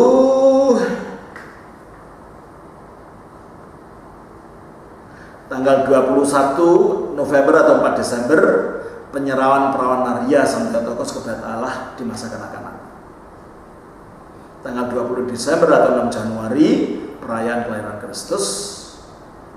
Tanggal 6 Januari atau 19 Januari perayaan pembaptisan Kristus atau Epifani. Pada tanggal 2 Februari atau 15 Februari penyerahan kanak-kanak Yesus. 25 Maret atau 7 April pemberitaan malaikat Gabriel kepada para Maria Sang Theotokos. Hari Minggu sebelum Paskah, Minggu Palem. 40 hari sesudah Paskah kenaikan Kristus ke surga. 50 hari sesudah Paskah hari raya Pentakosta.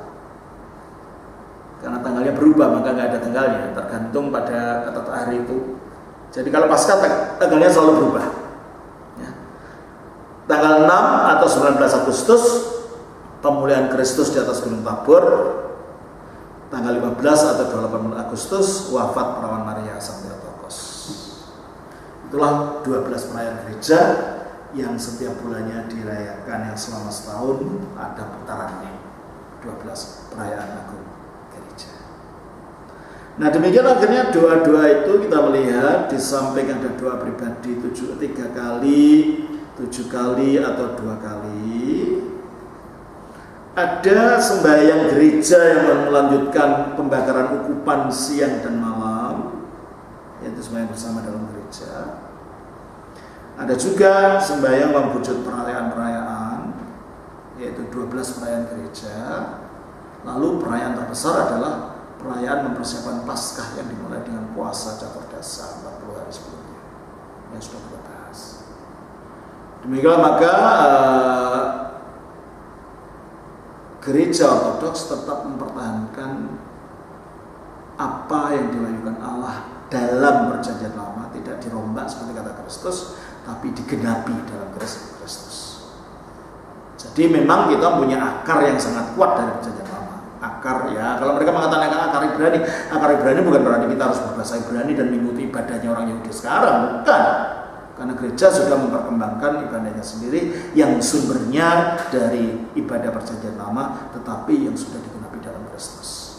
Nah, itulah mengenai beberapa perayaan di dalam gereja. Kita akan lanjutkan besok mengenai perkembangan apa selanjutnya. Ini jadi kehidupan dalam gereja, ya. Kita akan berbicara mengenai hal berikutnya. Selamat Bapak, Putra, Kudus. Amin.